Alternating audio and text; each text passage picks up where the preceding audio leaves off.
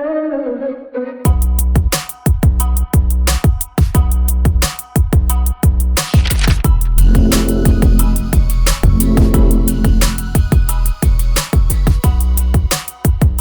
Guys, तो चलिए continue करते हैं आगे अपनी पाइथन की सीरीज़। तो देखिए आज हम बात करने वाले हैं डॉक्यूमेंटेशन पे। हम प्रोग्रामिंग लैंग्वेज पढ़ रहे हैं तो यहाँ पे डॉक्यूमेंटेशन की नीड क्यों पड़ती है और डॉक्यूमेंटेशन क्यों ज़रूरी है। अगर एग्ज़ाम के पॉइंट ऑफ व्यू से देखें तो डॉक्यूमेंटेशन के बारे में कभी कभी लिखने के लिए थ्योरी भी आ जाती है, बट हमको यहाँ पे रिज़ल्ट नहीं लाना है, कोई डिग्री नहीं चाहिए, हमको सिर्फ और सिर्फ सीखना है। तो अगर कोई चीज़ हमें आती है तो नॉर्मल सी बात है, हमारा रिज़ल्ट भी अच्छा ही आएगा। तो चलिए जान लेते हैं डॉक्यूमेंटेशन ज़रूरी क्यों होता है। सपोज़ मैं आपको एक टास्क देता हूँ, जैसे मैंने आपको एक प्रोग्राम बनाने के लिए दे दिया। उसमें मैंने कह दिया कि एक कैलकुलेटर डिज़ाइन कीजिए या तो फिर कुछ ऐसा सॉफ्टवेयर बनाइए जो कलर्स को आइडेंटिफाई करे, मतलब समथिंग किसी भी टाइप का मैंने आपको टास्क दे दिया।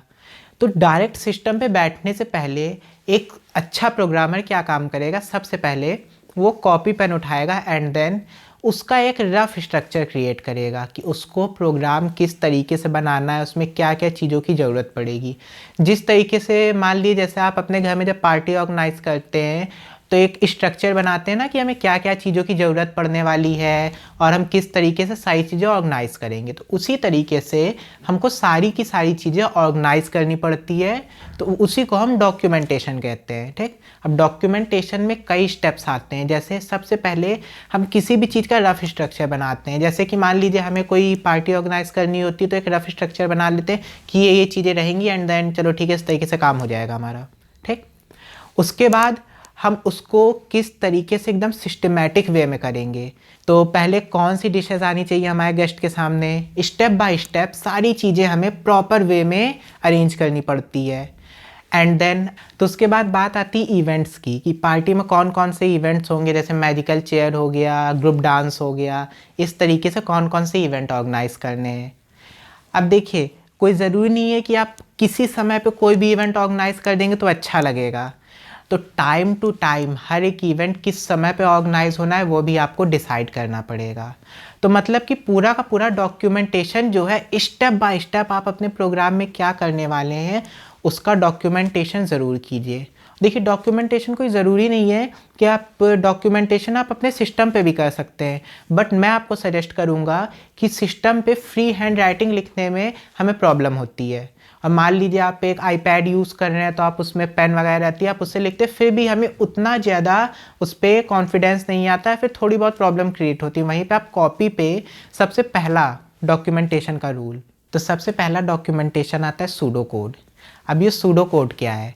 सूडो कोड एक तरीके से एक रफ स्ट्रक्चर है। जैसे कि मान लीजिए आपको कहीं जाने का मन कर रहा है तो आप इंस्टेंटली सोच रहे हैं कि हम ये रास्ता लेंगे, इस तरीके से जाएंगे, वो हमारा सूडो कोड हो गया। जैसे कि आपको कोई प्रोग्राम बनाना है तो उसमें आप कौन कौन से वेरिएबल यूज़ करेंगे, कौन से ऑपरेटर्स यूज़ करेंगे, तो ये आपका सूडो कोड हो गया। मतलब सिर्फ और सिर्फ आपका डिसीजन हो जाएगा कि ये चीज़ें हम उसमें यूज़ करने वाले हैं और इस तरीके से यूज़ करने वाले हैं। उसके बाद डॉक्यूमेंटेशन में नेक्स्ट स्टेप आता है आपका फ्लो चार्ट और एल्गोरिदम।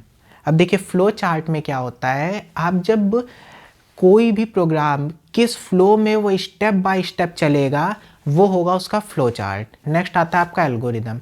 एल्गोरिदम में आप अपने प्रोग्राम्स को स्टेटमेंट्स में स्टेप बाय स्टेप एकदम परफेक्ट तरीके से किस तरह से आप उसको सॉल्व करेंगे वो आपको लिखना है। मतलब इन शॉर्ट डॉक्यूमेंटेशन का तरीका ये होता है कि आपके सामने क्वेश्चन है और आपको उस प्रॉब्लम को सॉल्व करना है। अब मैंने कुछ टर्म्स इसमें बोल दिए हैं, जैसे फ्लो चार्ट हो गया, एल्गोरिदम हो गया, सूडो कोड, ये होते क्या हैं। तो ये सारे टॉपिक्स हम लोग नेक्स्ट वीडियो में कवर करने वाले हैं। डॉक्यूमेंटेशन हमें किस तरीके से करनी है वो पूरी चीज़ें मैं आपको परफेक्ट तरीके से सिखाने वाला हूँ। तो देखिए इस वीडियो में आपको कुछ टिप्स एंड ट्रिक्स बताता हूँ जो कि आप हर एक प्रोग्रामिंग लैंग्वेज में अप्लाई कर सकते हैं। सबसे पहला ये है कि देखिए आपको अगर किसी भी टाइप की प्रोग्रामिंग लैंग्वेज आती है तो आप नेक्स्ट प्रोग्रामिंग लैंग्वेज पे इजीली स्विच कर सकते हैं। देखिए इसमें क्या होता है, कुछ सिंटैक्स, कुछ रूल्स चेंज होते हैं, ना कि पूरी की पूरी प्रोग्रामिंग लैंग्वेज ही एकदम अपोजिट हो जाएगी, बदल जाएगी। तो देखिए इसमें सबसे पहला रूल ये है कि आप लिखने की हैबिट डालिए। डॉक्यूमेंटेशन करना बहुत ज़रूरी है, इसके बिना आप एक अच्छे प्रोग्रामर नहीं बन सकते हैं। तो डॉक्यूमेंटेशन करने की हैबिट डालिए। पहले तो क्वेश्चन को प्रॉपर पढ़िए और ये ध्यान दीजिए ये मत सोचिए कि हमको प्रोग्राम कैसे बनाना है। जो प्रॉब्लम है उसको एकदम जैसे जनरल लाइफ में हम सॉल्व करते हैं उस तरीके से सॉल्व करने की कोशिश कीजिए। सपोज़ मैं आपको बोल देता हूँ 2 वेरिएबल्स लीजिए, उसमें यूज़र कुछ वैल्यू इनपुट कराएगा, उसको ऐड करके दिखाइए। तो इस समय समझ लीजिए जो एकदम न्यू कमर है वो घबरा जाएंगे, 2 वेरिएबल और ये क्या क्या चीज़ें आ गई, हम इसको कैसे करेंगे। तो देखिए इसमें यहाँ पे घबराना नहीं है, हमको सिंपल सा डॉक्यूमेंटेशन करना है। जैसे कि अब मैं कह रहा हूँ कि 2 वेरिएबल लीजिए, ठीक है। अभी हम क्वेश्चन को डिवाइड करेंगे मॉड्यूल्स में। हमें क्या काम करना है, 2 वेरिएबल लेना है, बस बिना सोचे 2 वेरिएबल ए और बी ले लीजिए। नेक्स्ट मॉड्यूल क्या था, यूज़र उसमें इनपुट कराएगा, तो कुछ सिंटैक्स होगा इसमें, उसकी हेल्प से यूज़र उसमें इनपुट करा लेगा, वो स्टेप हमें फॉलो कर लेना है। एंड देन अब वो जो ए और बी ऐड होगा उसमें जो वैल्यू आएगी उसे तीसरी वैल्यू में स्टोर कराना है, जैसे हम अलजेब्रा में करते हैं a + b = c, ठीक। तो ए और बी में जो ऐड होगा उस सी में चला जाएगा, बस। देखिए जब मैंने इस क्वेश्चन को बताया कितना कॉम्प्लिकेटेड लग रहा था, बट अगर इसको स्टेप बाय स्टेप मॉड्यूल्स में तोड़ के सॉल्व किया तो एकदम ईजी हो गया। बट डॉक्यूमेंटेशन अगर आप करके सॉल्व करेंगे तो और भी ज़्यादा ईजी होगा, ठीक। तो आगे की सीरीज़ में आपको स्टेप बाय स्टेप हर एक चीज़ प्रॉपर तरीके से बताऊंगा। तो इस वीडियो को यहीं पे ख़त्म करते हैं, नेक्स्ट वीडियो से रेडी रहिएगा थ्योरी के लिए, जिसमें हम डॉक्यूमेंटेशन के तरीके जो मैंने बताए हैं उनको एकदम डिटेल में पढ़ेंगे कि सूडो कोड कैसे बनाते हैं, फ्लो चार्ट कैसे बनाते हैं, उनके रूल्स क्या होते हैं और एल्गोरिदम लिखने का तरीका। तो तब तक के लिए बाय बाय।